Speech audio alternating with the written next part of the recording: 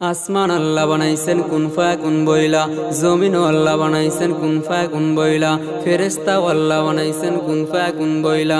কিন্তু তোমারে আমারে আল্লাহ পাক কুন ফায়াকুন বইলা বানায় নাই, তোমার আমার আল্লাহ পাক বানাইছে খলাকতু বিয়াদাইয়া।